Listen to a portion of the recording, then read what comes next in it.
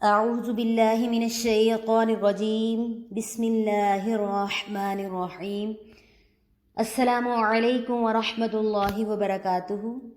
On line Quran learning میں خوش آمدید۔ آج کا جو ہمارا لیسن ہے وہ ہے رموز و اوقاف۔ آج کے لیسن میں ہم دیکھیں گے رموز و اوقاف کیا ہوتے ہیں، ان کی پہچان کیا ہے اور ان کی ادائیگی کا طریقہ کار کیا ہے۔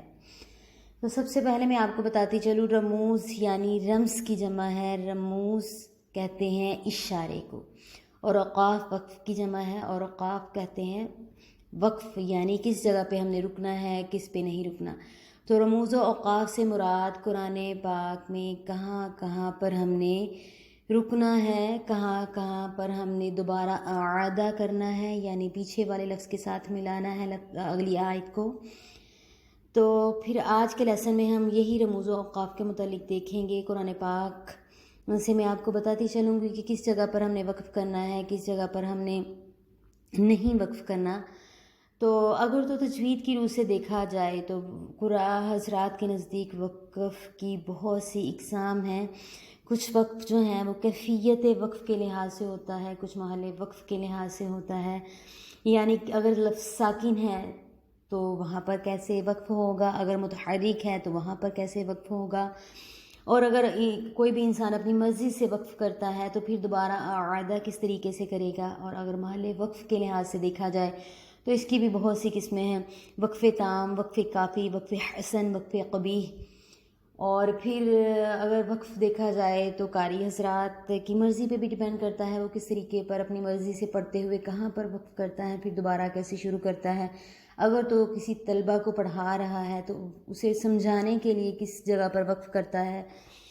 تو وقف کی تو بہت سی اقسام ہیں اور صورتیں ہیں، لیکن ہمیں کچھ چند باتوں کا جو کہ بہت ہی ضروری ہے ان کا پتہ ہونا چاہیے۔ تو آج کے لیسن میں آپ کو بہت ہی آسان طریقے میں بتاؤں گی کہ کس جگہ پر ہم نے کس طریقے سے وقف کرنا ہے۔ تو سب سے پہلی چیز جو آپ نے لازمی کرنی ہے وہ یہ ہے کہ آپ کے پاس جو بھی قرآن پاک ہوگا، یا یہاں پر ہی میں نے ایک تصویر قرآن پاک کے جو تجویدی قرآن پاک ہے، لاسٹ میں یہ پیج لازمی دیا ہوتا ہے ہر قرآن پاک میں۔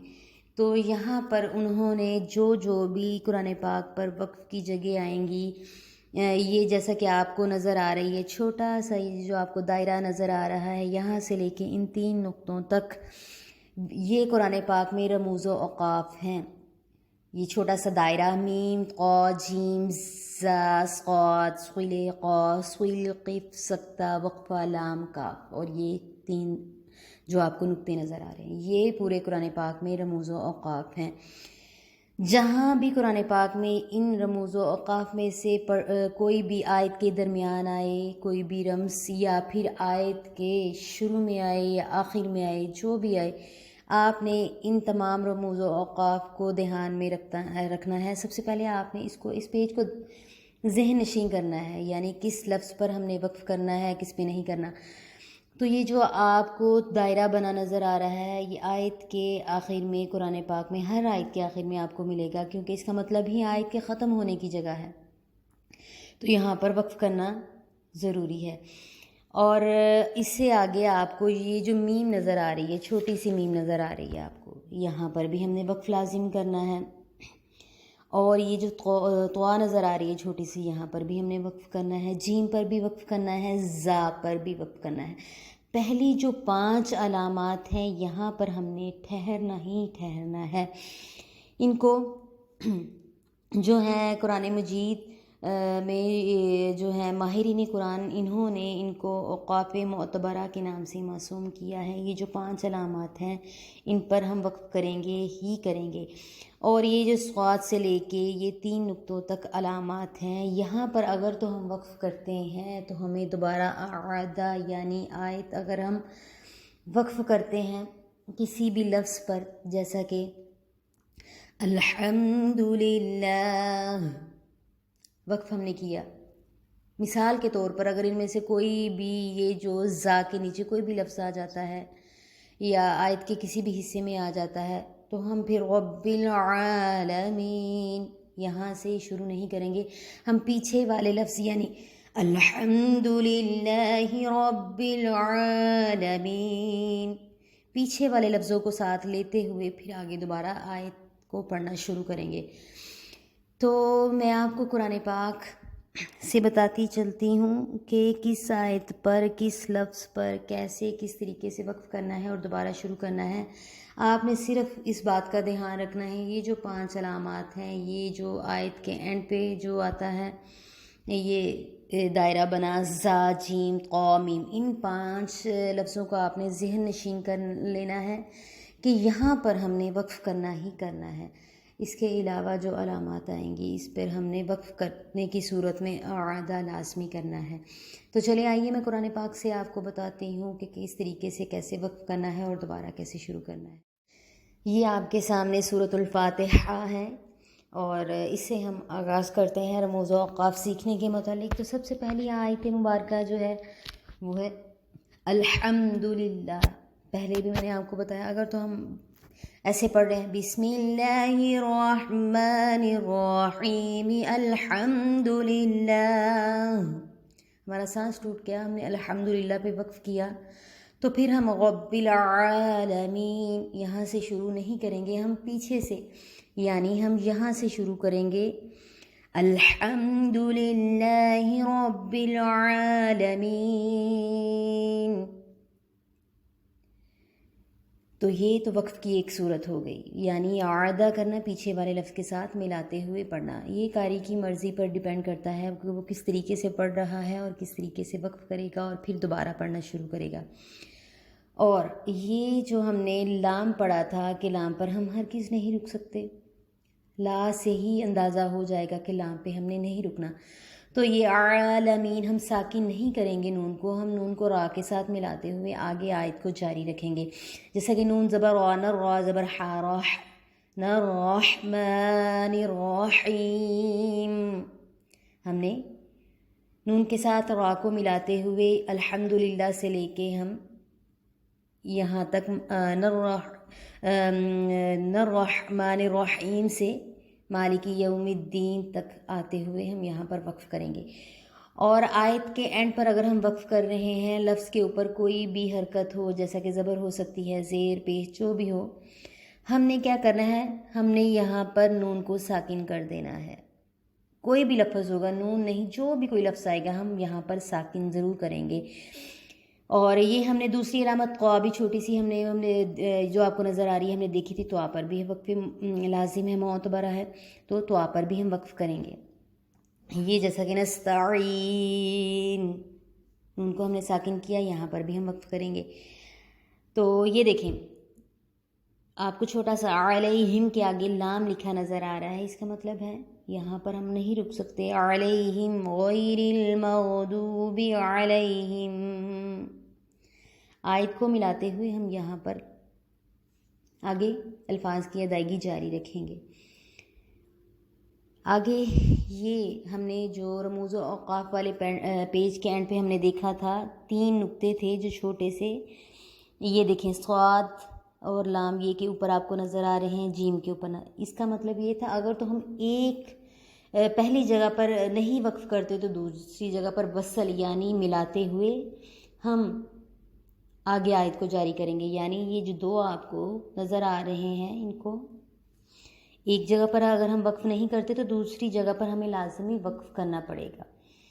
اور ان کو اہل قرآن کہہ رہی ہوں، جو قرآن کے ماہرین ہیں انہوں نے اس کو مراقبہ کا نام دیا ہے۔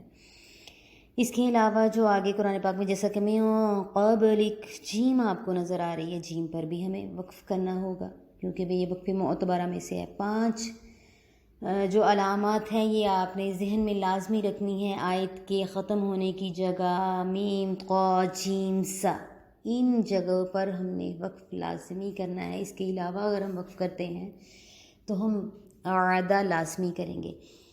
تو یہ جیسا کہ اس پیج پہ آپ کو یہ پہلی آیت نظر آ رہی ہے قاف، تو کاف ان 5 اوقاف معتبرہ میں سے نہیں ہے تو اس پر ہم وقف نہیں کریں گے۔ اگر تو وقف کریں گے جیسا کہ اولئک علی ھدی من ربہم، وقف کیا ہے، پھر من ربہم واولئک ھم المفلحون، پیچھے سے ملاتے ہوئے ہم آیت کو مکمل کریں گے۔ تو اس کے علاوہ اور یہ دیکھیں جیسے عظیم، جب ہم نے وقف کیا اس پر تو عظیم پڑھا، اس کے بھی پڑھنے کی ایک صورت یہ ہے کہ ہم نے اینڈ والے لفظ کو ساکن کرنا ہے۔ اگر تو تنوین آ رہی ہے جیسا کہ یہ دو پیش آپ کو نظر آ رہی ہے، اس صورت میں بھی ہم اس کو میم کو ساکن ہی کریں گے۔ اگر تو دو زیر ہوتی میم کے نیچے پھر بھی ہم نے اس کو ساکن کرنا تھا۔ لیکن وقفی ایک صورت یہ بھی ہے کہ اگر تو یہاں پر آئے دو زبر تو ہم پھر اس کو ساکن نہیں کر سکتے دونوں زبر کو اس پیج میں، جیسا کہ یہ ہمیں نظر آ رہا ہے استوقد نارا، وقف کیا تو ہم نے ایک زبر کو گرا دیا اور ایک زبر کو پڑھا۔ تنوین اگر ہو تو دو زبر کی صورت میں ہم ایک زبر کو گرا دیں گے، ایک زبر کو پڑھیں گے، لیکن اگر دو زیر دو پیش ہوں تو ہم اینڈ والے لفظ کو ساکن کر دیں گے۔ تو یہ بھی وقف کی ایک صورت ہے۔ اور ہم نے یہ صاد لام یہ ثقیل جسے کہتے ہیں، ہم نے یہ بھی دیکھا تھا رموز و اوقاف میں۔ یہاں پر بھی اگر ہم وقف کرتے ہیں تو ہمیں ساتھ ملاتے ہوئے آگے آیت کو جاری رکھنا ہے۔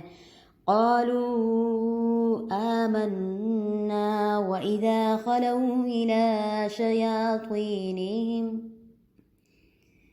تو اس طریقے سے یہ دیکھیں لام جو آپ کو لکھا نظر آ رہا ہے آیت کے درمیان میں بھی ہے، تو یہاں پر ہم وقف نہیں کریں گے۔ وَإِذَا خَلَوْا إِلَى شَيَاطِينِهِمْ قَالُوا إِنَّا مَعَكُمْ إِنَّمَا،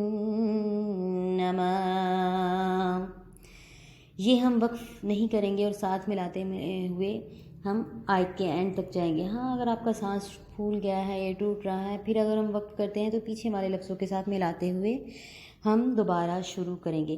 میم پر بھی وقف لازم ہے، یہاں ہم نے وہ 5 لفظ ان میں میم بھی آتا ہے تو وقف لازم ہے، یہاں پر ہم رکیں گے۔ عین پر اگر تو آیت کے کہیں درمیان میں آ رہا ہے تو ہم وقف نہیں کر سکتے، دوبارہ اعادہ کریں گے۔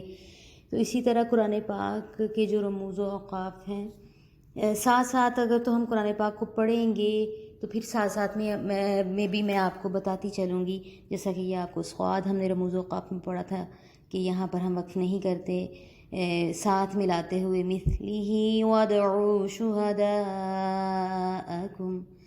ہم ساتھ ملاتے ہوئے اس کو پڑھیں گے۔ تو بس آپ نے یہی 5 جو باتیں ہیں آپ نے یاد رکھنی ہے کہ آیت کے اینڈ والی نشانی جو ختم ہو رہی ہے آیت میم تو جیم سال، یہاں پر ہم نے رکنا ہے۔ اس کے علاوہ جو بھی علامات آئیں گی ہم نے آیت کو ملاتے ہوئے پچھلی آیت کے ساتھ دوبارہ ہی اعادہ کرنا ہے۔ اس کے علاوہ جو ایک علامت اور تھی وہ تھی سکتہ۔ سکتے کے متعلق میں آپ کو بتاتی چلوں تو سکتہ جو ہے وہ قرآن پاک میں بہت ہی کم جگہ پر ہے، جہاں پر بھی آپ کو نظر آئی ہے۔ میں نے سورۃ المطففین نکالی ہے، آپ یہ پیج کے آخر میں دیکھ رہے ہوں گے، کلا بل کے آگے چھوٹا سا آپ کو سکتہ لکھا ہوا نظر آ رہا ہے۔ سکتہ کہتے ہیں سانس توڑے بغیر کسی بھی لفظ پر تھوڑی جگہ کے لیے رکنا ہے اور پھر اس کے بعد سانس توڑے بغیر اگلی آیت کے حصے کی ادائیگی کرنی ہے۔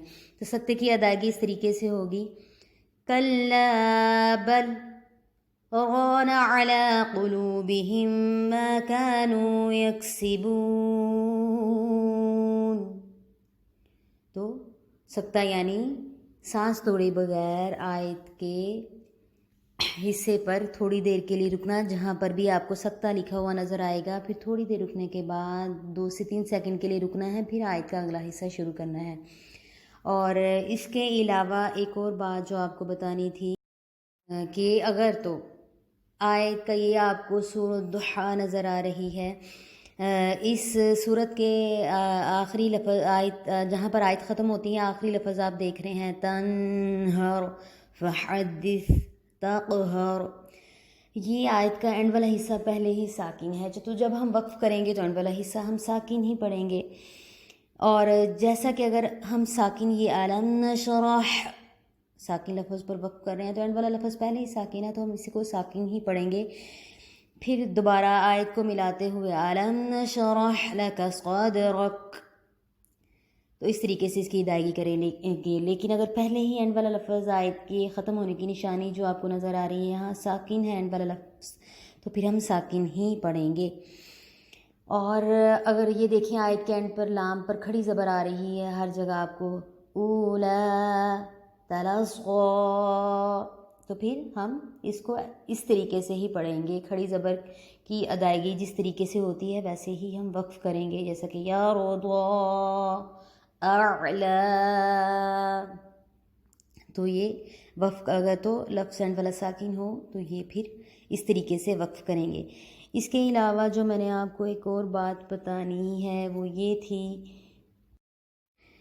میں نے سورۃ العلق نکالی ہے، یہ آپ کو آیت کے اس 2 لائن میں آپ کو نظر آ رہا ہوگا کہ تا اور ہا وقف کے جو اینڈ والی جگہ ہے جہاں پر ہم نے وقف کرنا ہے، آیت ختم ہو رہی ہے، تا اور ہا آپس میں ملی ہوئی ہے۔ اگر تو ہم ایسی جگہ پر وقف کرتے ہیں تو اس صورت میں ہم تا کو گرا دیں گے اور ہا کی ادائیگی کریں گے، جیسے کہ خاطیہ،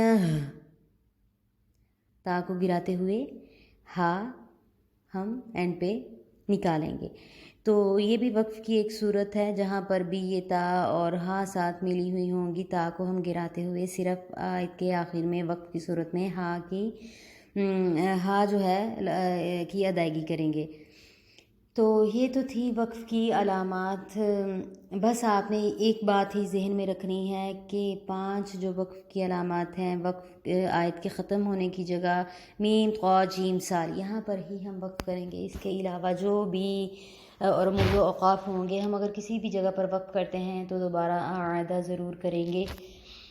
تو میں امید کرتی ہوں کہ آپ کو رموز و اوقاف کے متعلق سمجھا پائی ہوں گی آپ کو میں۔ تو قرآن پاک جب ہم ساتھ ساتھ پڑھیں گے تو میں آپ کو ساتھ ساتھ اگر بھی کوئی رموز و اوقاف آئے گا تو میں آپ کو ساتھ ساتھ بتاتی چلوں گی۔ تو انشاءاللہ العزیز نیکسٹ لیسن میں ملتے ہیں۔ السلام علیکم ورحمۃ اللہ وبرکاتہ۔